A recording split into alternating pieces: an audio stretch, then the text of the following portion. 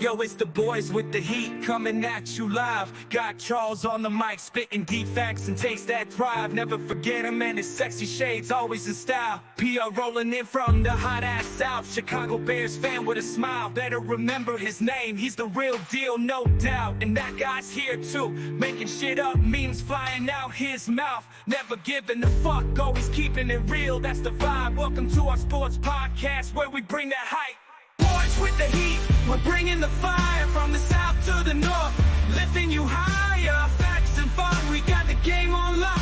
Tune in, turn up, we're never gonna stop. Brewers got the insights, Bears pride in his veins. Charles with the wisdom, breaking down the games. And that guy's the wild card, memes and laughs galore. Together we ignite, keep you coming back for more. Gather round, even haters can't deny. We bring the truth and we ain't ever shy. Sports talk with a twist, yeah, you know the crew. It's the boys with the heat, always something new. Boys with the heat, we're bringing the fire from the south to the north, lifting you higher, facts and fun, we got the game on lock. Tune in, turn up, we're never gonna stop. So stay with us through every win and loss. Boys with the heat, see the haters later in the comments.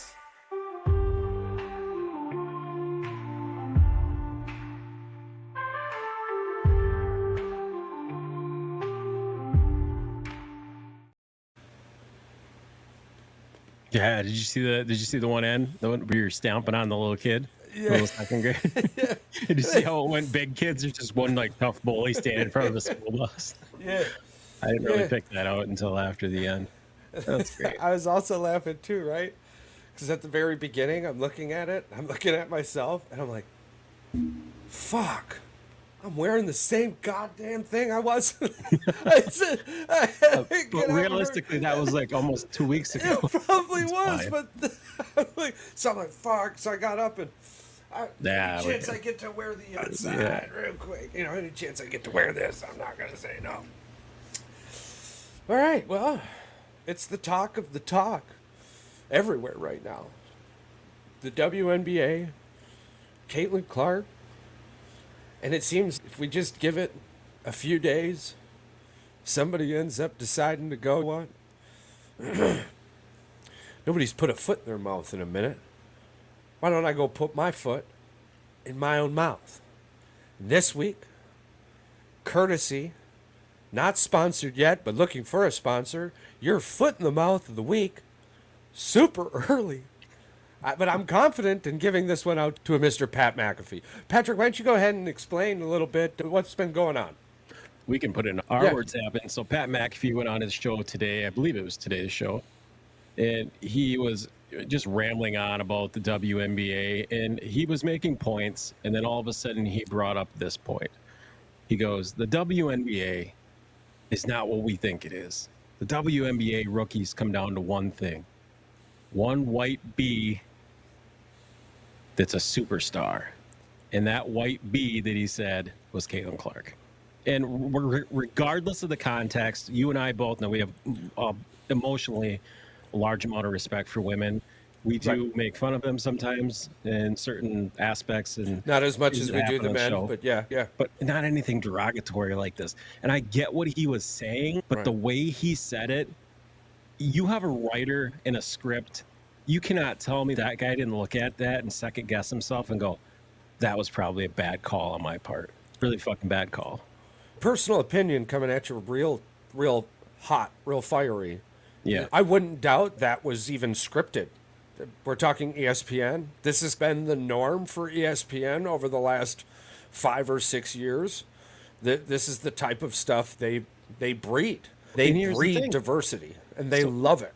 And diversity. But also the other half of that is, are they really that desperate for like clicks and media attention that they go to this extreme that you just literally start accusing people and calling them names?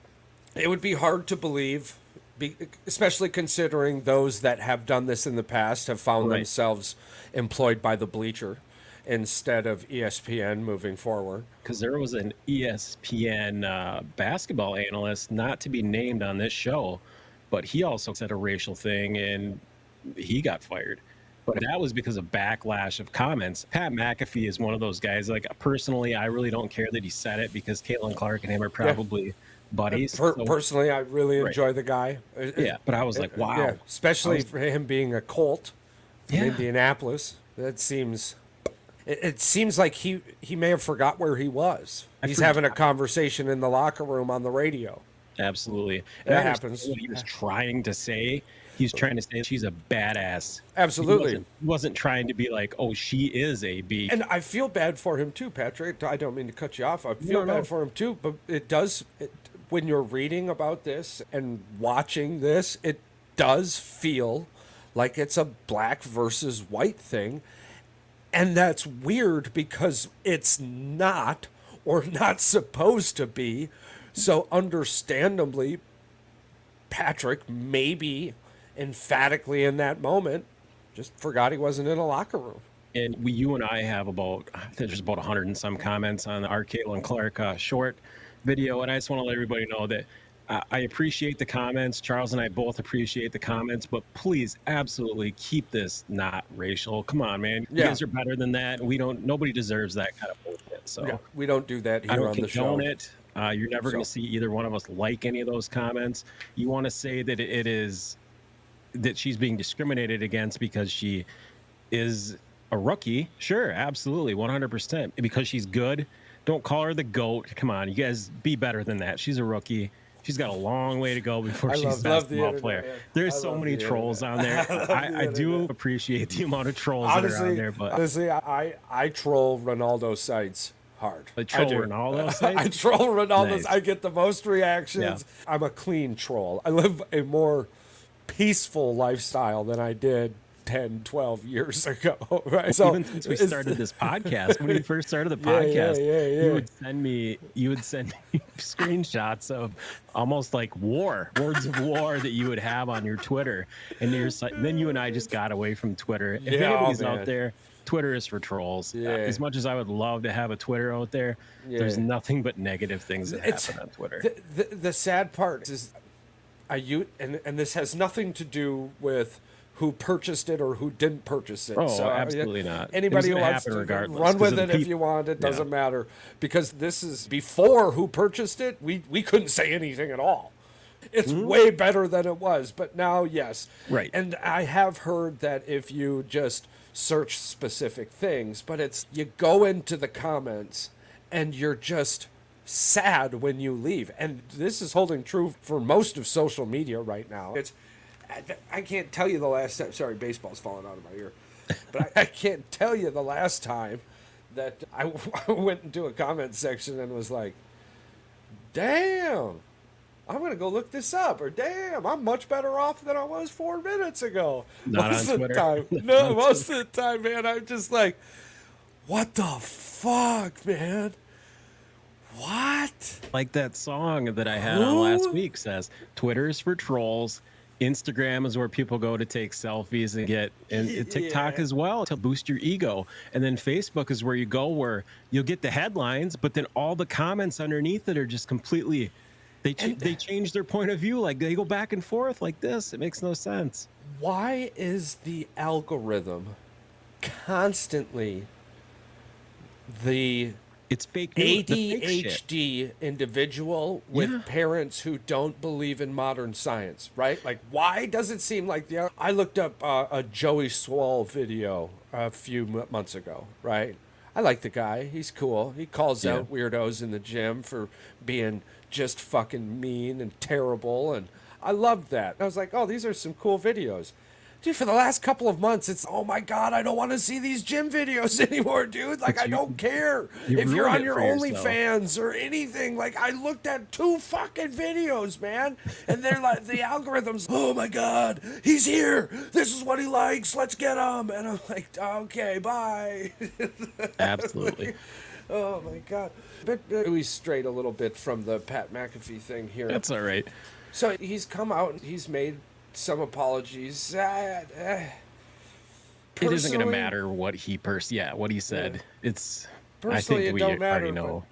But it's ESPN, so I don't think he's got that much to worry about. Oh no, he's fine. Nobody's gonna stop watching his show or listening to him because What's he in said all the that. bars, yeah, so it doesn't Yeah. matter. Regardless, yeah. Here's the thing. It's gotten so big where it's everywhere. You go to a restaurant and you sit down, or you go up to a bar to get a drink. You go up there to freaking go to the bathroom and look over while you're waiting to get into the restroom. It's up there on the TV. It's everywhere. It's all over the radio. Oh, so you shout out YouTube TV.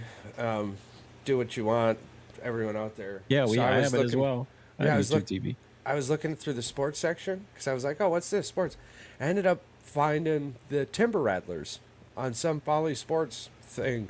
Yeah. Yeah, I was like, holy shit.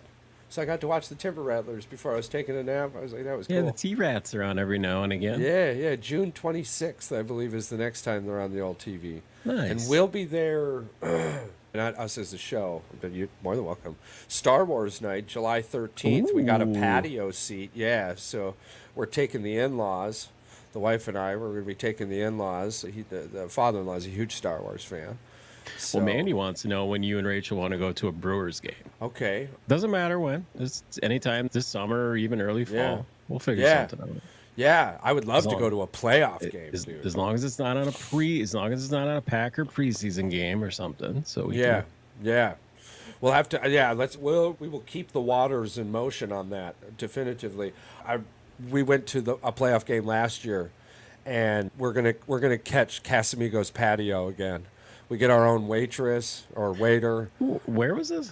Casamigos patio, yeah, at Brewers. It's by by the X Golf, bro. Super chill location. Mandy would think she was asking. She goes, "What do these people just stand the whole time?" I go, "No, someone's bringing them drinks. Like that's like a place you go." And a whole fucking food menu. Really? Had curds, burgers, chicken So just- sammies, Oh, that's perfect. wraps, salads. Yeah, dude. I would yeah. just be- it I'd was be in so heaven with chill. food, man. Yeah, It'd be yeah. They got awesome. their own restroom too.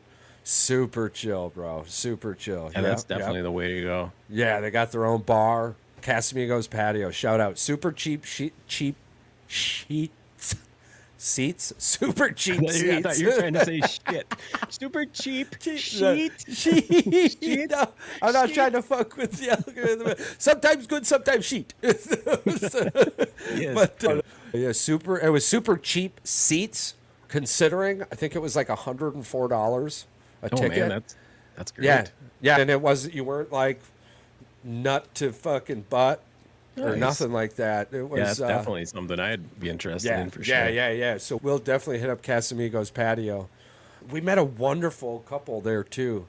Some locals, season ticket holders, go to every game. But hell, it was playoffs. Since the wife and I have moved to Wisconsin, if the Packers or the Brewers, I didn't get to a Milwaukee playoff game. I'm telling you, man, kicking myself in the ass. I should have It's went to a starting to Bucks. look like they're going to be the front runner to win the division. So it's looking good right now. Like you always said, like, I want to Well, see you I 2-3 think- weeks after the 4th of July. Yeah. Way too early chatter here. Let's jump right into it. Or actually, before we do that, I would like to mention something real quick about the WNBA. I was hearing a lot today about the WNBA is a physical league. It's a physical league. Trying to compare it to the 90s NBA. And I puked in my mouth 3 times today hearing that. It's just, leave it at Hearing that. it, saying it, and then somebody reverberating it again. Yeah, Yes. 3 times in my mouth. Miss me with that shit. Miss me with that shit. On to the Brewers. They're playing the Phillies right now, and I believe they're down to... Phillies are a good baseball team. It's a good test. Yeah. Right now, the Very Phillies good and the test. Yankees. Phillies and the Yankees are the 2 best teams in the old In league old right now. baseball. As things are going, playoff-wise, it is looking like we're going to be, if we have hopes of making the World Series, we're going to be either facing the Dodgers or the Philly. Dodgers are Right. been on a little slump. Yeah, you're basically going to have to go through either one of those teams. Yeah. And we'll be playing at their home. Yeah. But division-wise, it's looking like we should get a home playoff series. Way too early chatter here, but it's looking really nice. The Brewers are coming out playing a specific type of baseball. We're not scoring runs one way. We're hitting home runs one night. We're playing small ball the next. It's a mixture of small ball with home runs. We're having an issue with runners in scoring position. and I'm hoping Pat gets that figured out. Yeah. There was a lot of preseason chatter about Pat, and I'm sitting here trying to figure out why those people aren't coming out apologizing right now. Oh, absolutely. Here's my take, though.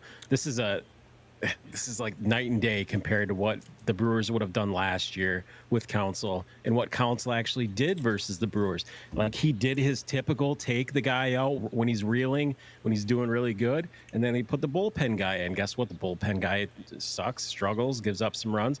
He also had runners on second base. He doesn't try to bunt guys over. Guess what? The Brewers come in. I believe it was Trang was on second base. Come in, they bunted him over to third base. Guess what? Yeah. Pop fly out center field, get a run. I think he's 19 for 19 in stolen bases right now. Terang is, bro. He's just watching him play right now is just magical. Smart baseball player. Yeah, Jackson Churio doing some great things. He's going through his rookie ups and downs, but his ups are longer than his downs so far. Well, defensively, he is not a liability out there. No. Sal Frelick. Oh, man. Sal Frelick can wheel and deal, baby. Yeah, he's quick. Look at the 210s up there. The 210s up there. But yeah, it's been really fun baseball to watch. Bless me. Bless you. Bless me. I'm sorry. I wanted a Quentin Williams moment. I'm so glad I got it. Speaking of, yes. Bless me. So anywho, yeah. So we went into Chicago. Or did Chicago come to us? We were playing Chicago at home. Yeah, they were in. When they played them in Wrigley, I believe I think it was a rubber match, or did they lose 3 out of 4? 3-0 Phillies now. No, I think maybe they split 2-2 when they played, or it was 3. They lost 2-1. When we played in Chicago? Yeah, they lost 2 and 1-1, I believe the Brewers did, but they won 3 out of 4 in Milwaukee. Yes, yeah, so in Milwaukee. They're technically a game up on the Cubs in the series. And I believe we're 8.5 up in totality right now. I think my favorite moment of that series was when the Brewers destroyed Imanema, my guy. My guy? My guy? Yeah. Dude, a lot of people were like looking at this guy. Like, even the guy was on Pat McAfee's show. He went on there and Pat asked him, he goes, how do you feel about the way you're pitching? He goes, I'm honestly surprised that I'm doing this good. Yeah. So he's a pretty humble guy. Very humble guy. Good player. I really enjoy the dude. I really do. I enjoy his personality. I enjoy who he was or who he is on the diamond. He approaches the game very well. Wasn't he Japan's number 2 prospect behind Shohei Ohtani? Yes, I believe so. Yeah. So they spent a lot of money on this guy. It's not like he's a nobody. He came nobody into the just game. in case you're new to baseball. He had come into that Brewers game with a .84 ERA. Yeah, which is ridiculous. He had 5 starts, 5 wins, or 6 starts, 6 wins, or something like that. He had not lost. He had not had a loss in the United States yet going into that Brewers game. Damn. And then I asked myself, Craig, why the hell did you keep that dude in there for that long? Well, I don't have to question it. We watched it for the last how many years? That's Craig Counsell. That's why. That's what Craig Counsell does. He looks. It's good sometimes, and it's terrible most of the time. So I noticed before you wanted to talk about the next series that Chicago had with the Brewers, the Chicago White Sox came to town, and outside of the one game where they probably should have won had they not went to their bullpen and blew it. Which is the MO of the Chicago White Sox this year. But the epitome of that whole the White Sox are not very far away from being a halfway decent baseball team. They just can't find consistency. Either their starting pitcher is terrible and their bullpen rocks, or their starting pitching is locked down, but their bullpen is terrible, or their starting pitching and bullpen is terrible and their offense is actually okay. The Chicago White Sox just can't seem to have a good offense with a decent starting pitching followed by a shutdown bullpen, because you can't win a baseball game with offense and a decent starting pitcher and you don't have the shutdown bullpen. Right. If you have phenomenal offense, you can have decent, right? It takes that trifecta in baseball, in case you're new to this. But yeah, I would like so you we to get the break. clean sweep. Yes, Go ahead. but there is a very special and very particular part about the sweep that made it very sweet, and we're going to talk about the top of the 8th inning, Yes. and we're going to talk about a Mr. Pham and a Mr. Contreras. Absolutely.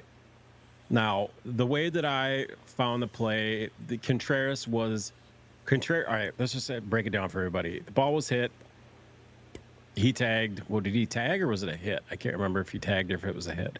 Either way, Either or. Yeah. Pham was running from third base. There's throw in, beat him by about a good 2-3 steps. Contreras gets the ball. He's about 4 feet in front of him, just stands on home plate, tags him out. But Pham goes hard into him. Instead of sliding, he just runs into him, which was weird to me to begin with. So the fact that you're puffing your chest after this and pissed off that he's excited because they made a terrible really good base running play.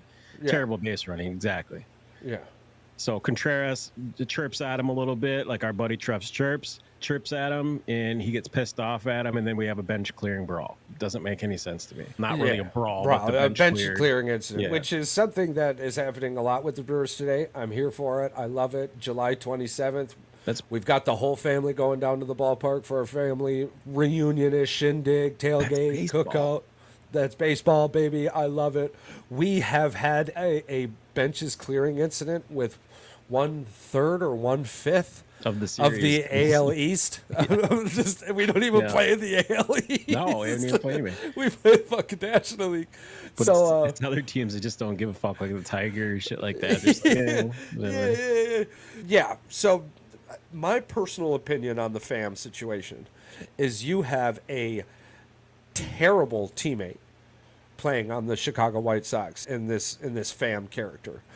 And we've grown since the show started is coming out because I really want to rip into this dude, but he's young, and I'm guessing he'll learn from this. I'm hoping he'll learn from this because you're just on a terrible team. You made a terrible base running decision, and it's not a decision you would have made on a non-terrible baseball team. And the Brewers, who are a good baseball team, heading in a good direction. Contreras, this is nothing new from Contreras. He is a hot shot catcher, right? Yeah. The dude's got a cannon. He's got an eye for the ball. He catches well. He frames beautifully. Pitchers love him. He can hit for contact, hit for power. I love the dude. And defensively, he's very good. But he's also a competitor, which if Pham was on the opposite end of this call, he would have acted the same way. For Pham then to come out and be like, I fight in the offseason because this is what I do. You play baseball, bro, on a terrible team, and you let your emotions get the better of you, and then you wanted to fight somebody on the baseball diamond? Right. Real cool dream. Guess what? Here's Mr. one of the Pham. comments too, Charles, that I was going through this. So it said, one of the guys was like, let's just give this guy a shout out. His name is Deadpool 1092 on YouTube. If he's got a YouTube channel, check him out. It says Contreras literally ate a direct slide nowhere near the plate in an attempt to dislodge the ball, and Pham has the balls to get mad that Contreras was pumped for shutting him down. That pretty much sums up from what I saw as well. I agree with that guy 100%. That's pretty much what happened.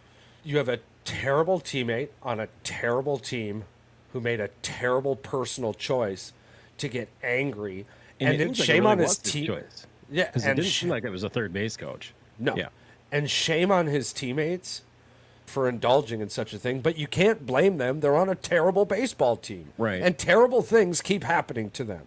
Honestly, they've got the call of the year against them with the interference in there when they were in the middle of a momentum shifting comeback against the Orioles. I feel bad for them, but I don't feel terrible. For one, it's a Chicago team.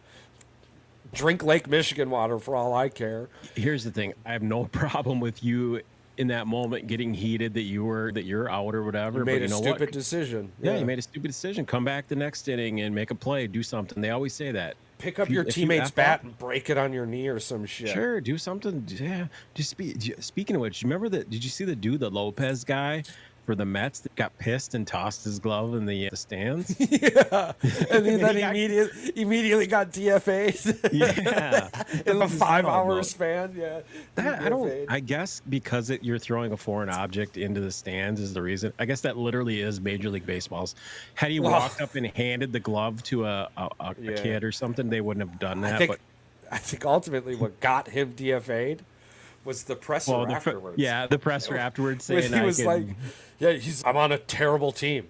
No, he said not only that. He said, "I'm on the worst team in baseball." I'm on the worst team in baseball. Yeah, and the reporters, can you elaborate on that? And is that how you really feel? And he like, yeah, I'm on a terrible team. Yeah. And literally like a couple hours later, old boy's DFA'd. He said he didn't care though, nowhere. so good for him for having the balls to say it. But that's being a shitty teammate as well. Like you said, it's So let's It comes with discuss why a territory. team.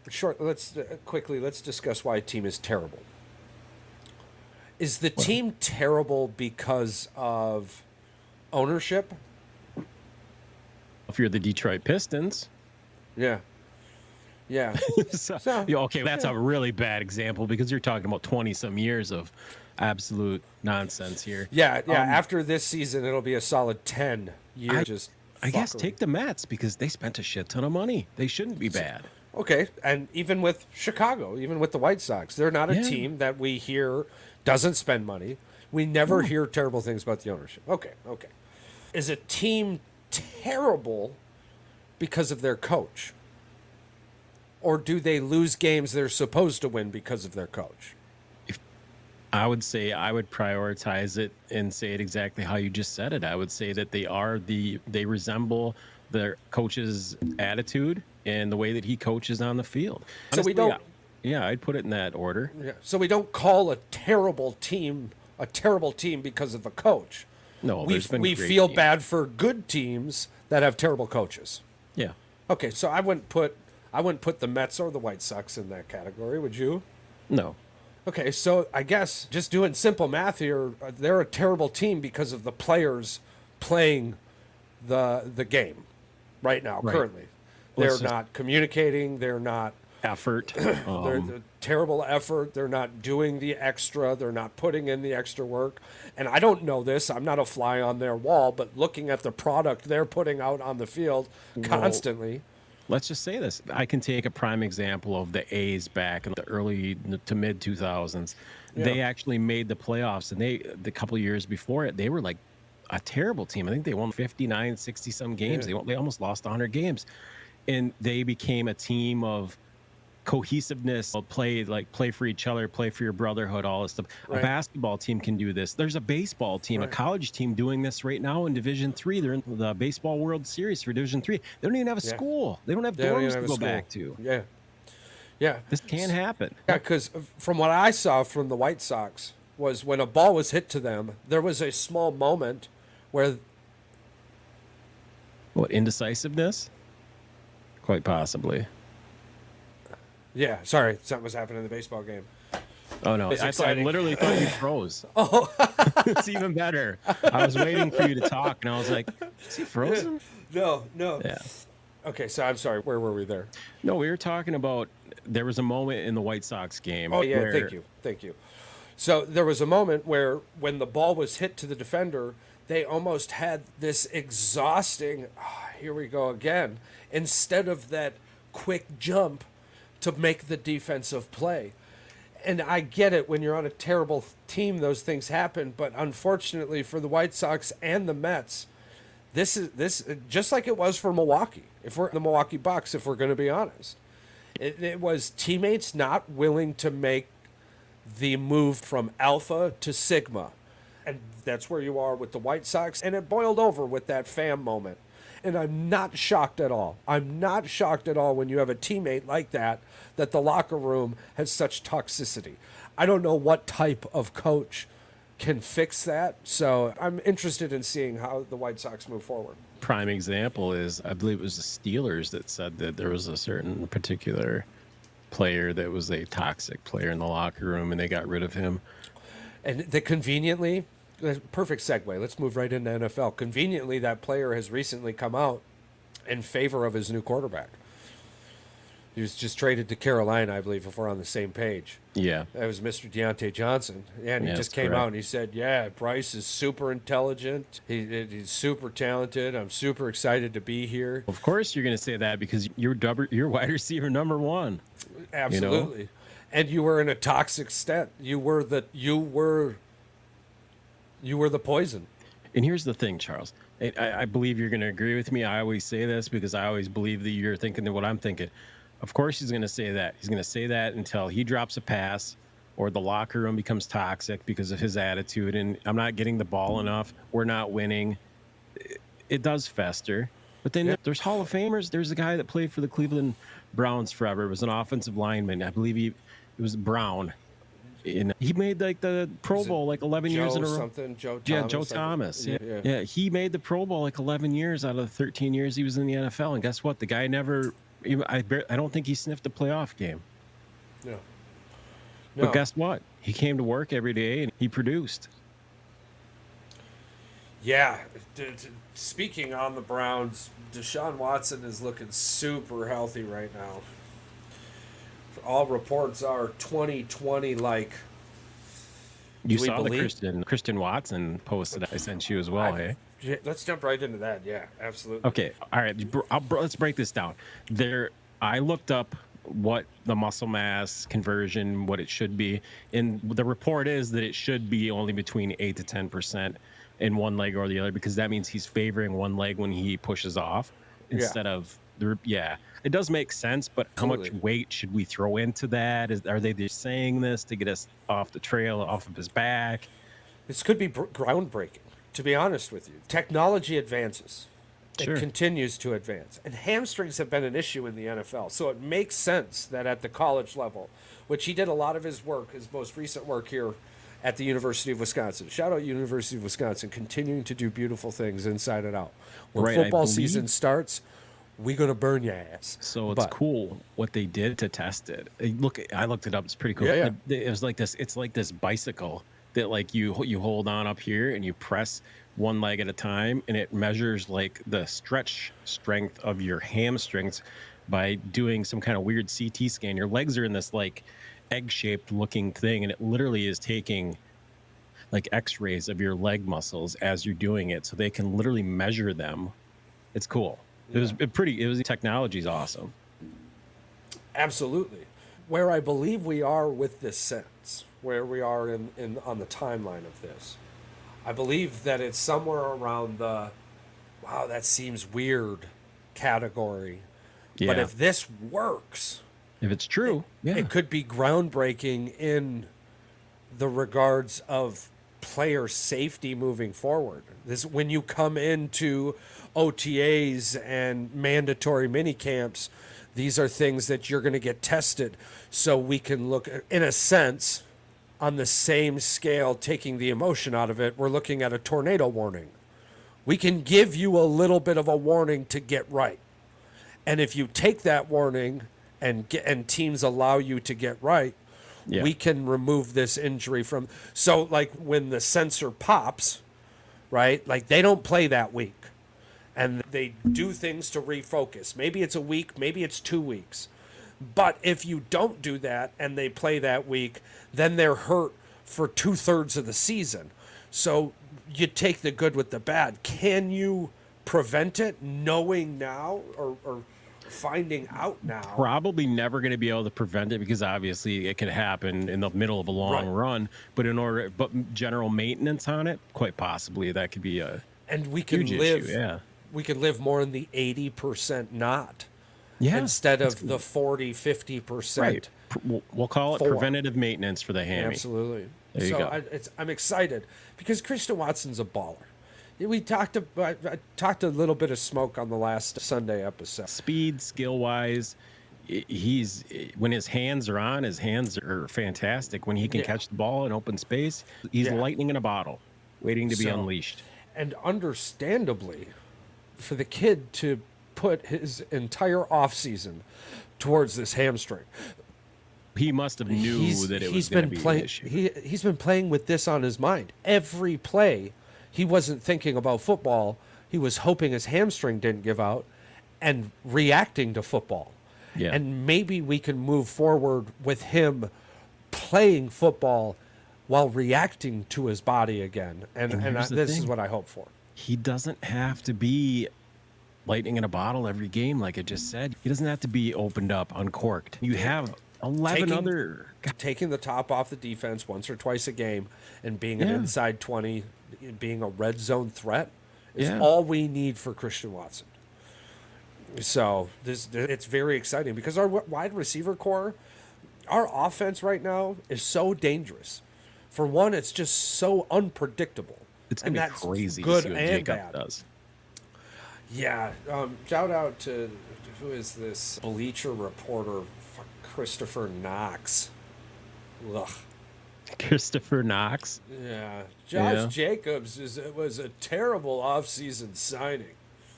Oh, really? Considering behind McAfee, he had the most yards from scrimmage in the last 4 years. Yeah, terrible. Absolutely. That dude owns 15 Aaron Jones jerseys. Charles, let's be completely honest. That loss, the Las Vegas Raiders offensive line probably is what? Maybe in the 20s as far as graded, 24, 25. They're not a great offensive line. If you could find that out, I'm going to take a wild guess and say the Packer offensive line is at least almost double better what that was as far as offensive production went. We're about to find out. The AI is responding. They ranked 19th in the entire National League. Yes. Oh, well, that's better than I thought. I think the Packers were 8th or something. Middle of the pack. Which, now, again... A little worse than middle. 16 would have been middle, so I guess they're a little worse than average. Yeah. When we're talking... Wow, why are you being this way? And the guy was hurt all the time. He was hurt all the season. Yeah, so when we're talking 8th, or when we're talking an offensive line inside the top 10 to an offensive line outside the top 15 in the NFL, that's so wildly... It's so different in the skill gap there. That could be 300-400 yards. We're talking like Michigan's O-line last year versus East Carolina's O-line last year. That's that's more or less the discrepancy you're talking, but it's still NFL, so they're pros. Sure. I guess you would say it's because there's 300 football teams. So they were a top 150 offensive line, and we'll say the Packers offensive line was top 50. Yeah, more or less, because for some reason I can't. Led by Zach Tom, and I'm very excited. Zach Tom's healthy. He's coming. I think in. A lot of the Packer guys are healthy this year because we're all very healthy. They're saying that guy Lucas Van F. Charles, we might have to eat crow with the Packers first round draft pick as well. Yeah. They said this guy is moving all over the field and he's been playing like 4 different positions because they want him to learn them all. Now, so you remember Elton Jenkins. I'm glad you're bringing this up. Okay, here's the thing. Nobody on this show said the dude was going to be terrible. I believe what we were most upset about was that he was picked up in the first round, and he could have been picked up in the second or third round. But I believe that had he not been injured or coming off injury, they said he would have been a top 10 pick. He wouldn't have even been there this year, though. He would have been in the draft last year. Yeah. Yeah. But he had to recover. I get it. But the thing is, they don't need this guy to be a starter. So the fact that they're allowing him to grow and to be the player that he needs to be, he could be that fill-in guy, or a guy comes in on a third down and we lost the 40% guy we had, or 53% guy we had. If this guy can give you 50%, then it's better than what we had. Yeah, the guy we had that we lost, we had him for 6 or 7 seasons, and he never made it to being a starter. Oh, excuse me. He never made it to being a starter. And we had talked about this a little bit on the show. Oh, that hurt. Dude. Exactly. As a Green Bay Packer fan, considering all of the injuries we've had on the offensive line and all of the moving pieces, for somebody to be there which we love the work that you do as a Packer fan, right? But once you're no longer a Packer fan, this is sports. This is how it works. But for you not to become a starter is mind-blowing. The only season that Bakhtiari literally almost played the whole year, I believe, was Rodgers, one of his MVP season. And I think he played 11 or 12 of those games. Yeah. So the most he's played in the last 6 or 7 years is only 2/3 of a season? Yeah, at most. Yeah. Never even played a full season. That's been one of the... It's crazy. It's been one of the chilling facts about the Green Bay Packers' recent superstar departures. Okay, so when we said goodbye to Aaron Rodgers, let's be honest, we have not seen good football from him in 4 seasons. And this season is yet to be determined. Oh, he got hurt last season. Yeah, he's old. Come on, everybody. Go watch the TikTok videos and the YouTube videos and the shorts about Aaron Rodgers. He is limping around, and I don't believe he's going to come back and be 100% this year. No, absolutely not. And their first game of the year is against that San Francisco defense. I'm not saying that Aaron Rodgers isn't going to be better because you and I both agree they're probably a playoff team. But I'm saying you're not going to see 32-year-old Aaron Rodgers MVP out there. You're going to see 40-year-old Aaron Rodgers out there trying to make it work. So then we've got the individual we were just talking about, David Bakhtiari. Byakhti. He has not picked up a team yet, correct? Correct. Still sitting That's out because there. there's one team. And Yeah. I do believe we're going to run into a situation with him where he's not comfortable playing on the veteran minimum because he knows he's going to get hurt. So he wants to come back for money that's worth it. Right. On the flip side of that, if I'm the front office, I know this dude's going to get hurt, and I'm not paying you more than the veteran minimum because you're going to get hurt. And that's the thing with David also. In the last 4 or 5 seasons, he has been a fantastic, phenomenal left tackle. Outside of Trent Williams, probably the best. I thought you were going to say beer chugger. Yeah, beer chugger also. Because I'm sorry, that's the only highlights that I've seen of him is him chugging beer at the Bucks games. Yeah. But you can chug beer like that when you don't have to worry about staying healthy because you're hurt all the time. So sure, you don't got to work the next day. We're not going to. We shouldn't miss him in that position because for the last few seasons he was never there. And this is not a knock on him. This is just the reality. Same thing with Aaron Jones. I loved Aaron Jones. I loved him. I loved his story. I wanted to get a sombrero hat. I'm so mad I didn't. Could I now? Maybe. But he plays for the Vikings. I'm not going to until he's done playing in the NFL. But let's be honest. It's something we've seen before, and this time we're just like, maybe we should get a little more capital than when everyone else knows that he's going to be hurt all the time. And I feel bad for saying it, but it's the reality of pro sports. Aaron Jones was hurt all the time. Yeah, he rarely played a full season. He just like Bakhtiari, they're 1A, 1B. I'm damn glad we brought A.J. Dillon back. That dude gave everything in Aaron Jones's absence last year. And I'm very happy because if he plays like he was playing at the end of last season before he got hurt. Right. Between that as a third down option. Yeah. Not a third down back.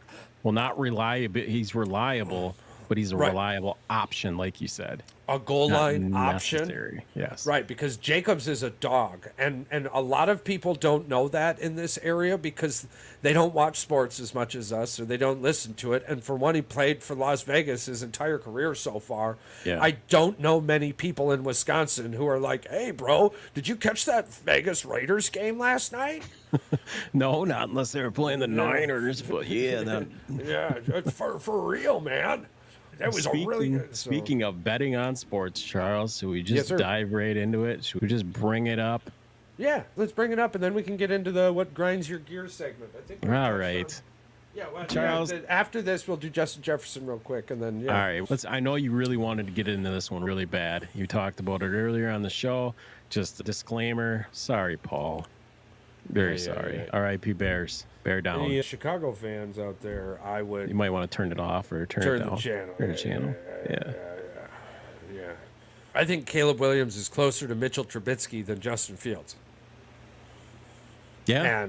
And we can wait too early this all we want. There is some very terrible things coming out of those mini camps that I wouldn't be happy if I was the Packer fan hearing the same thing about Jordan Love the year It's Aaron Rodgers left. I would have been just his play. It's more so his attitude. it's a mixture for me. It's a mixture of both. We already got to see it. Yeah, when you with have USC. yeah, absolutely.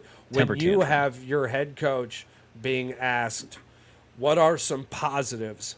and he, with a straight face, goes, "Week 2 was better than week 1." And we have to remember that there isn't a straight line to success. It is up and down and up and down. But it is there was much growth between week 1 and week 2, and that's very positive. Bro, what?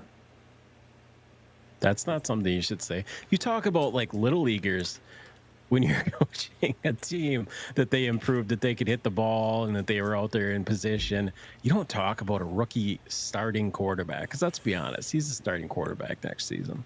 Hands Absolutely. down. There's not even a question. You mean you I don't even think Vegas would even have a bet out there or some kind of parlay where you could even put that as an option that he wouldn't be the starter. Do you think a quarterback who's never played in the NFL can go from 13 incompletions with 7 interceptions out of 15 on 7 to making a majority of the passes attempted in week 2? Do we think that as a rookie starting quarterback, like that's where you want to be? Like that's where you Charles. want your starting quarterback to be? I don't want my starting quarterback learning where he can and can't throw 2 months before the fucking season starts. Charles, I'm going to pull your own comment in there. You yourself are personally more closer to Joe Montana than Caleb Williams is to Patrick Mahomes. And these are your words, because you're the one that brought this comment up to me about the NBA one. Yeah. Just so that you and I are on the same page. You understand what I'm saying in reference I do. to it. The way that the comments are going and the way that the people that are commenting and there's literally people at these OTAs that they're confirming our opinions. And here's 100%. I agree. And to allow And that was for a joke, little everybody, but it was a fun one. yeah, there's tongue in cheek, understandably, but yes, to allow for a little bit of a cushion. We are firm believers of let them go, let them grow. Okay, we understand that Caleb Williams is going to have a learning curve, indubitably. It's something we should have recognized with the WNBA, but yada, yada, yada, yada, yada. My point is that the way this dude was presented was as if he was the next messiah of football. And the next messiah of football is not learning where he can and can't throw in the NFL. You should have learned that a long time ago. Because when we're watching, we're looking at throws going, oh, yeah, you ain't doing that in the NFL. So you've been in college for a long time. You've been in college for too long to be in a situation where you're learning. And let's be real, okay? This is without pads against the Chicago Bears defense, who may have been okay to end the year, but got smacked by the Green Bay Packers. They got smacked by the Detroit Lions. They got fucked up by Minnesota. And as much as people want to talk about Minnesota, Minnesota's got one of the most interesting quarterback rooms this season. That's going to be fun to watch and see how that unfolds. We better have relegated the Bears. That's all I'm saying. No, I think a couple people did. I might have relegated the Vikings. Yeah, I was going to That's say. just because I don't like the Vikings. I mean, I don't think it had anything to do with that. I think we ended up relegating the. And I'm using "we" loosely here. But the point of to keep the motion flowing here is that 8.5 wins for Chicago is a fucking stretch. Yeah, you got a quarterback probably. learning where he can throw, and you have half of the players out there without pads not trying to kill you. Throw the ball to Jair Alexander one time. That dude is going to buy Caleb Williams a car at the end of the season. I promise you. I can see a pick six. Yeah. Oh, absolutely. Xavier McKinney. Let's not even get into Detroit or Minnesota, whose defenses are the Bears have a good defense, and they have an exciting offense on paper. Right. But and Detroit probably has the best pass rush, not the best defense in the NFC, but they've got problems in their secondaries that are waiting to be filled. Absolutely. But when that pass rush is getting to the quarterback, they're probably the best defense in the division when they're getting pressure. It's weird we're not hearing more about the Lions. No, it's been quiet ever since that whole offseason debacle with that guy that got picked up with the whole with the whole abuse thing with his girlfriend or fiance or whatever. It's been real weird since then. I'm excited for this newborn rivalry with the Lions. All of them. All of them. And now the Caleb Williams thing with the Bears, and they're riding high. The fact that they've got so much hype and so much hope just makes it that much sweeter if they're just walk in and just get fucking cakewalked. Let's just say we've got 4 air balloons. 3 of them are running on that gas, and 1 is trying to fill their balloon with hope. And they've been doing that since 85. Yeah. Yeah. Yeah. Yeah, I'm sorry. I'm not sorry. It is what it is. All right, Paul, we love you, but we're not on that hype train. Do not discriminate. It's not your fault. You're a Bears fan. It's our fault. We're Packer fans. I always said to him, I said, if Caleb Williams somehow wins Rookie of the Year, it is not because he was great. It was because the rest of the rookies were fucking terrible. Yes, my Rookie of the Year is going to be Marvin Harrison Jr. That's a pretty safe bet. That's a pretty safe bet. Yeah, he is going to get targets. He's going to. He's got an offense coordinator making plays for him, and Kyler I heard Murray really good things balling. about Adonai Mitchell too, out of Indianapolis Colts as well. Yeah, he had a really good OTAs practice. They said he's probably going to be their wide receiver number 1, if not number 2. So that's good news for them. They need it, but like you said, the quarterback's got to stay healthy. I was just going to say my only issue with any Colts player winning an offensive award is the situation steering the offensive ship.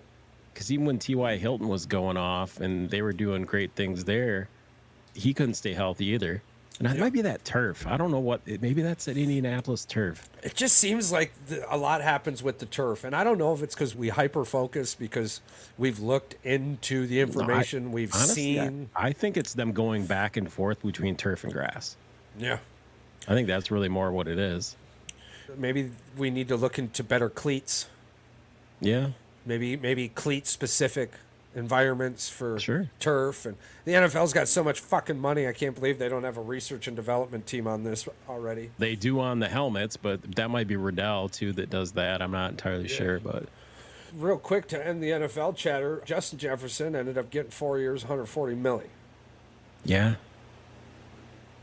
That takes the monkey off his back for sure, but... Yeah, it becomes the highest paid non-quarterback in NFL history. It seems like that marker gets broken every year with the salary. I don't even know why we hear those things anymore. Yeah, why do you keep saying record-breaking? Because with all the gambling money that's going to be coming in the next 3 to 4 years, contracts are going to be... There's probably going to be a $500 million contract within the next 5 years. I would not be shocked here in the next couple of years if we're seeing a $300 to $500 million salary cap. 3 to 5 years, I think they'll get to... A quarterback will get a $500 million contract. He'll get a 7-year, $500 million contract. That'll put him at about $58 to $60 million a year. What if that ends up being Caleb Williams? Oh, I don't even want to think about this. Pink cell phones for everybody. Hell yeah. I don't even care about the cell phone as much as what that would mean in the virtue of Bears fans. Oh, man. They would literally hate themselves if he ended up becoming a bust like Trubisky. I think he's closer to Mitchell Trubisky than he is Justin Fields. Yeah, and you're closer to Joe Montana than he is to Patrick Mahomes. Mahomes, yeah. He's best damn quarterback since Joe, or he's best damn linebacker since Joe Montana. You mean Joe Montana? Joe Montana was a quarterback, you idiot. I meant Joe Montana. Joe Montana. Yes, sir. Yes, sir. I'm going to get a Bears jersey, custom Bears jersey with Montana on the back of it. Montana. Montana. You going to finish that? Oh man, was he eating a possum? Eating a hot dog. Hot dog. Oh man.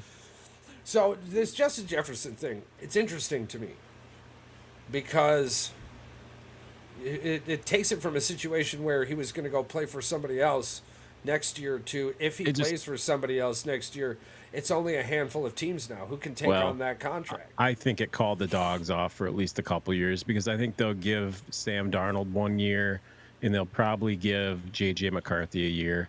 And then if that doesn't work out, he's traded. Or even halfway through JJ's year, if he's struggling, that he's getting traded. But it calls off the dogs for a couple of years for sure. During Aaron Rodgers' struggles, there was immense chatter for Jordan Love to play, correct? Yeah, there was definitely moments where people were rumbling and mumbling over it for sure. It got loud at times. Even major news networks and media sportscasting networks took over with it also. Yeah, but the front office never folded, did they? No, they didn't. The front office never folded. The Vikings need to take notes. You take all of our former players, for the love of God, take notes with J.J. McCarthy. Well, here's the thing. As much as I do not like him as a Minnesota Vikings player, I don't want to see his career ruined because he is a Michigan glorified love child.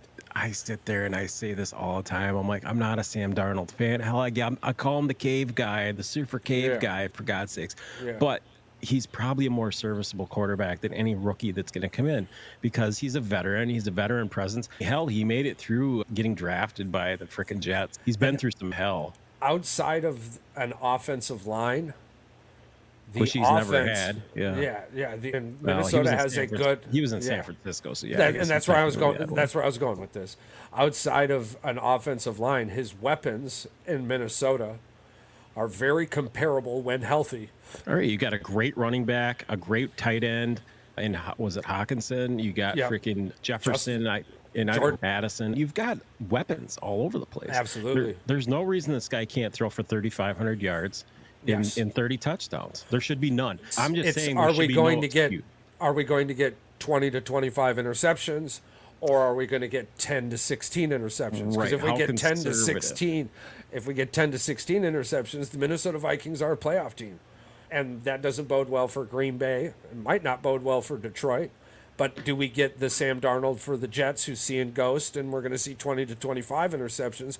But regardless, I think there isn't a third option here. If the Minnesota Vikings are going to hold true, you allow JJ time to breathe. You allow him time to learn.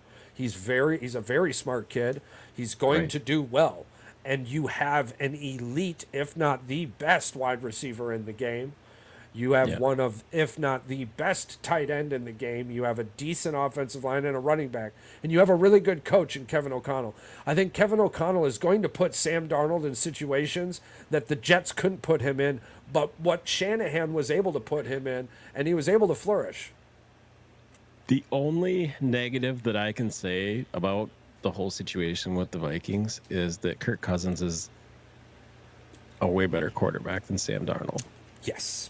We can't say that but as of now, though, you're right. It's a system, I guess. It doesn't. Maybe it just bodes better for him. Maybe it's closer to what he ran at USC. I don't know, because he was very comfortable in that system. I just can't see them winning 10 games. I'm going to call it now. I'm going to say they win 9. Philip Rivers-esque. Drew Brees with the Chargers. Drew Brees was a little bit better than Sam Darnold towards the end of his stint with San Diego, but Drew Brees wasn't really who we knew. Which, shout out Drew Brees getting inducted to the New Orleans Hall of Fame. Congratulations, Drew. Congratulations, Drew. But Drew Brees wasn't really going anywhere with the Chargers. No, he was in a dead space. But ended up flourishing with the Saints. Yeah. And I think this could be Sam Darnold's case. Sam Darnold was going to be nothing with the Jets, but that's not a Sam Darnold thing. That's a Jets thing. Hell, even Aaron Rodgers couldn't hold the weight of that team on his Achilles. Or ACL, whatever it ended up being. But he couldn't beat out San Francisco's rookies either. Well, Brock Purdy was Brock Purdy is a really good quarterback. I don't disagree with you there. Brock Purdy is a game manager, is he not? More than he is like an elite quarterback. Because I don't think people are afraid of him as like I think a gunslinger. You don't put him in the same. I guess I'm saying this wrong. You don't put him in the same category as a Josh Allen, a freaking Joe Burrow, a Tua, a Patrick Mahomes, a guy that can literally take over a game. The defense and the rest of the people around him can take over. I don't disagree with you. Absolutely. I do not look at Brock Purdy. I'm not saying he's a bad quarterback. No. I'm just saying I don't think of him as a. But Brock Purdy is the guy who puts you in the position to take over win. the game. To win. Yeah. And there's no reason Sam Darnold can't be that either. I think with the weapons he has, correct. Yeah. That's the weapons he has on Minnesota and he had on San Francisco were much better than anything he had in the Jets. And the thing with where he's at now is when he was playing, he was in a position where he had to put players in position to make plays. He's now in a spot where he has to put the ball where the player has made the play. And he needs to learn that. Can he learn that? Can he look at the field and go, Justin Jefferson is going to be open, and then make the throw to where Justin's going to be and not create a 50-50 ball? I think those are the two big things for Sam Darnold. Yeah, can he do? Because J.J. McCarthy can with time. I'm going to go out on a limb right now and say lock it in. Detroit Lions win 12 games this season. The Packers win 11. Minnesota wins 9. Chicago Bears win 7. Yeah, and I believe the Packers are gonna get the 4 or 5 seed. Because I feel like it's because Detroit's schedule is more favorative than the Packers. I would not be, because we're so young, I don't think the schedule is going to affect us that much. I wouldn't be shocked if the top of your list was flip-flopped. It's going to come down to it might come down to head or division for that. Yeah, absolutely. So, we'll start the wrap up here. I'm interested. You're interested? You've got a little side piece and a little bit of what rotates our gears in the opposite direction. Rotates my gears in the opposite direction. Mr. Patrick was recently on a Florida vacay to watch his son graduate. Congratulations on that. I'm sure that was a very beautiful moment. Very fun. Oh man, Florida. It was at the Florida State Fairgrounds, and talk about that place is freaking massive. Yeah, it's massive. It makes any like little. It makes like EAA look like a freaking playground. Yeah. That's how big it is. It's nuts. But anyway, from what Mandy and I learned being in Florida, like this is what rotates my gears in the opposite direction. Rent a car. Start heading back. Their highways go in a loop and come back and circle back around. To go one direction, east to west, you've got to go north to south to go back and loop back around to come back the other way. And granted, some of this is because of the bayous and the rivers and the lakes that are around there and the golf courses and stuff like that. You can't go through private property. The highways go up and around and bypass things. But the problem, the thing that we looked at, we're in Tampa, and there was no fucking grocery stores. There was no gas stations. To go to a gas station, you had to go, I think it was 3.5, 4 miles. We are downtown by the resorts, by the freaking movie theaters, all this stuff. No gas stations, no grocery stores, no convenience stores, nothing. And you're talking anything that you had to go to said 3.3 miles, 27 minutes to get there. Fuck that. Fuck living in a big city. I feel bad for any of you that live in the giant city. And this is Tampa. Like, I couldn't imagine living in New York City where it takes 45 minutes to get on the freaking subway to go get some food. That would suck. And to go to dinner, luckily we found a couple restaurants and there was a bar and a restaurant right there by the hotel on the resort on the beach when we were there, which was nice. We got to actually eat food without having to go anywhere. But holy crap, man. Driving there is awful. Everything's awful there. Oh, my God. We run into this often when we go to the bigger cities. It makes me appreciate living here a lot more. Going to Milwaukee a few times a year makes me love Nina so much, dude. Yeah. I'll take my because I've been in 1,500, We currently live between 30 and 37,000. Yeah. Surrounding areas, it ends up being like 172,000. Yeah, but it's comfortable. It's not. It's comfortable. not like this. It's not like you're No. smashed into a freaking bubble. I'm still you know? getting I'm still getting used to the fact that people are terrible drivers for the most part. Like just minivans and Dodges. They just continue to surpass my ability to ascertain any driving knowledge at all. What's crazy to me is the fact that Wisconsin has had roundabouts for 40 years, and people still haven't figured them out. They live here. Yeah, they're putting more in, and I appreciate the roundabouts more now. Like living here and just see, if you have that cross T intersection, even if you don't have the stop sign, like you have to slow down, because there's somebody coming that isn't gonna stop. Like it's just how it is. Yeah. So I'm really grateful for the roundabouts. Yeah, but it's like you need to be a reactive driver in the city. But when you get into those million-plus situations, it's just so overbearing, bro. It's like, that's what she said. Some She's of them like, fucking on-ramps, dude, are terrible, man. Like, we were looking around the corner, and all of a sudden you'd be getting off, and she'd be like, "Am I good to get over?" And I'd be like, "I think so." It'd be like the when you described it, it was like, be like, what was it? What movie is that? What the fuck am I thinking of? The Hangover. Alan, am I good? Yeah. Yeah. Where did that guy come from? Yeah, it's been. You just question at times, like, how'd you get a driver's license? You know, it's like you for a mile you have signs above your head telling you that this lane is a fucking off ramp. Get over. It just seems every time you got some semi truck, minivan, or big ass truck who's shit. I'm bigger than you. Guess what's gonna happen if you don't get over? I'm just gonna put you out of the way. Oh my god. And the zipper law, right? Like I call it the zipper law, but it's the zipper courtesy, where so when you're coming on the on ramp, right? Like it's one car, then fucking zoom, then one car, then zoom, then one car, then zoom. But it's you get this line and it's okay. 4 cars go. Oh, now I'm pissed. Now fucking 17, and it's just this terrible. Well, that's what slows traffic too. Now, then it's stop and go to let one car in, go one car and go. It's supposed to be like you said, smooth and go. 2 things that blow my mind. Like, why don't you adhere to the 150 feet rule? Leave 150 feet in between you and the next car. It's going to get to that point. Like Tesla and all these other car companies, I believe BMW and Lexus are putting it in there where the vehicle is not going to allow you. It's going to auto brake for you and not allow you to get that far. I fucking hope so. Because here's the thing: if everybody adhered to that 150 foot rule, traffic would never become a standstill. Right now, obviously, that rule doesn't apply to under 15 miles an hour.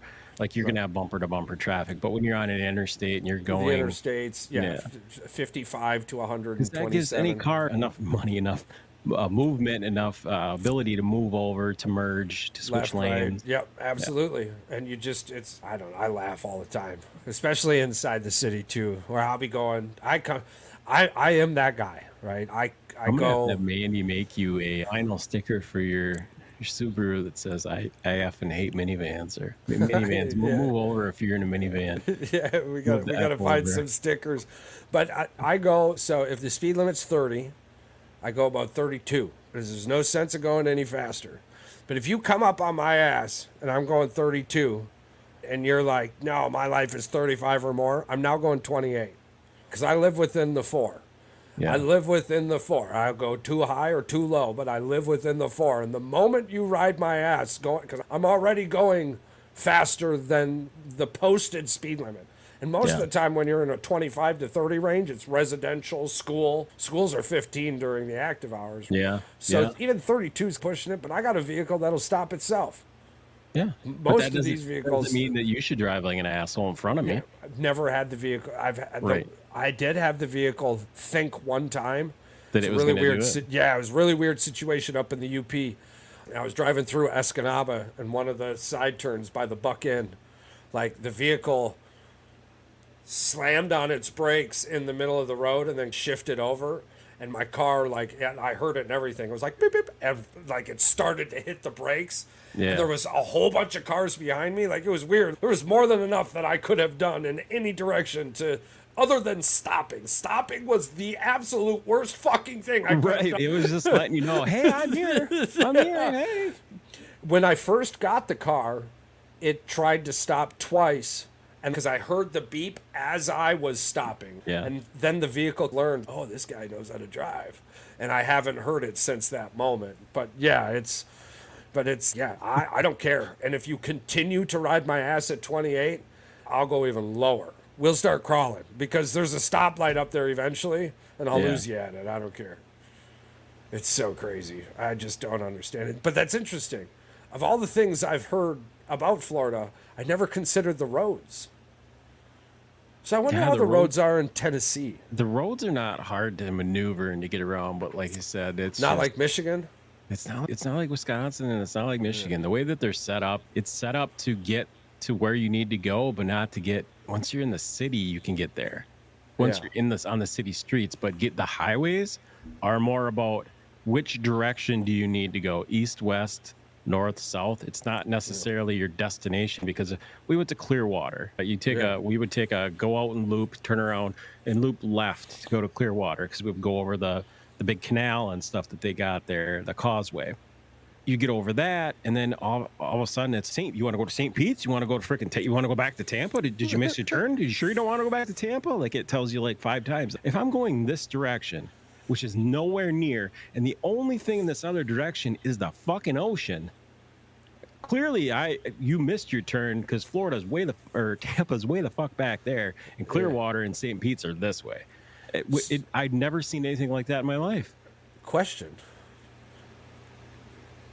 Do we think it's because Florida is generally filled with dumbass young people, Tourists, and really old people? Probably. So the multiple warning signs have been a learned trait over the years of constant ridicule and destruction. And the messed up part is your GPS is even more confusing to you too, because it's like, hey, you missed it. Hold on, I'll reroute you. Hey, if you go this way and go underneath this bridge and then come back that way, in 7 miles, you can get back on the interstate. I just passed it 35 feet ago. What do you mean I gotta go 7 miles? Switching phones is becoming very difficult. Yeah. Because I went from the Apple GPS to now Google. Now you got the Google, yeah. And it's been terrible. And like at the beginning, right? So like roundabouts in particular with the Apple GPS. Okay, so let's say that there's 3 exits on this roundabout. The first one, you keep going straight. The second one is turn 2. And the third one is turn 3. So you come up to it, and Apple's like, all right, take the second exit in this roundabout. All right, cool. And you just go, and then after you exit correctly, it then tells you what you're doing next. And if you then exit incorrectly, it then reroutes you. So I'm driving up to a roundabout, and it tells me, all right, go to the second exit. I'm like, okay. And just as I get to the first, it starts screaming, exit now! And I fucking cut the wheel hard to the right, and I keep going straight, and then I hear rerouting. And I'm like, what the fuck are you talking about? I knew where I was going, but because the GPS and maybe I was zoned out. I don't know. Doubt it, though. I'm an excellent driver, so I definitely wasn't zoned out. But it's, and I was so pissed. I almost threw the phone out the window. I felt bad for the wife. You should try. God damn it, fucking Apple wouldn't have fucking done this to me. Fuck. Try Waze. Waze is a good one too. Yeah. App, the GPS app. The thing with the Apple one too is that it was super informative, dude, and it was super simple to use. If there was a hazard that wasn't marked yet. Like I don't have to do a bunch of things. It was Waze has that because it allows the users of the app to put in obstructions and police checkpoints and all that. Yeah. See, now on Google, I gotta. Yeah, Google. If I don't have a passenger, if I don't have a passenger, I can't, because you got to push into so many buttons. You got to scroll, and I don't want to tell other drivers if the sky is blue. If I have to tell you that the sky is blue, you shouldn't be fucking driving. There should be 3 fucking options here, and instead you're giving me 50. How's the weather out there? Yeah, I yeah. don't shut the fuck up. Is this I a don't good care. coffee spot? I am on I-41 going 90 fucking miles an hour. That's a lie. I don't Right. go 90. Going 75 miles an hour because I'm not as young as I once was. I am closely approaching the cruising at what the speed limit sign says. Right. And you can go around me if you need to. So yeah, it's been interesting to say the least. But yeah, that was a fun story. I was interested to hear about Florida and their roads. And I've always wondered if the old and young people have dominated the scene so much that you basically have "Don't put plastic bags around your head" signs everywhere. Definitely a younger generation, a younger crowd that are on the road there, especially like towards nighttime. Like you don't see a lot of elderly people driving around at night. No, It's a lot of blinding light. If you have cataracts or something, stay off those roads because holy shit, it's gonna look like the 4th of July out there for you. just brights everywhere. Lights everywhere, yeah. Coming Yeah. at you, coming over top of you. That's really cool to see. Oh, bummer. Is there anything else you wanted to add? No, I think we finished it pretty strong today. It was good. Yeah, we touched on all the scripted pieces that we wanted to talk about. Cool. For everyone out there listening, continuing to comment, for one, we are so grateful. We appreciate all of the lifetime you give us. We will continue to be here for as long as the universe allows it. We really love what we do. We enjoy hearing all of your takes. We wish some of you would keep it a little cleaner, but it's the internet, and we know there's nothing we can do about that. Continue to allow the rest of the internet to see who you are on the inside and out. We're just here as a platform for you to be who you are. Again, June is an awareness month for many things. 2 of the things closest to this show's heart, of course, is dairy and PTSD awareness. So that's something that we will continue to shout all June. Thank you for all your cows out there. And for those of you, I know this comes as a complete shock, but chocolate milk does not come from brown cows. Brown cows? Yeah, it is in fact a process, and all the milk comes from the same fucking cows. Go ahead. No, I was gonna say if you Yeah. want brown chocolate milk, you better not go at the other end of the cow. Yeah, those gloves that you see are dairy Those aren't farmers. chocolate. Those aren't Yeah, chocolate that's not- gloves. Yeah, that's not chocolate gloves. You will not get cacao beans from the ass end of a cow, but you will get cacao. Cacao. You will get cacao. You will get cacao. But on a much more sombering note, with the PTSD awareness, PTSD is something that even in my beginning stages, it was labeled as garbage anxiety. We're still learning, but something I know personally is that all PTSD is the same. What we deal with individually might differ, and how we deal with each individual situation might differ. But the pain, the anxiety, the fear, the depression, the exhaustion, it's all the same. We are all, those of us that carry this, we are all fighting the same fight. So don't be afraid to talk. Don't think that your PTSD is less than others in the room. That is the disease talking to you. That is not the truth. The truth is we are here for you. We care about you. Reach out to us. Reach out to anybody who has told you in the past they want to talk to you or will talk to you, because it's the truth. We care about you whether you care about yourself in that moment or not. We love you more.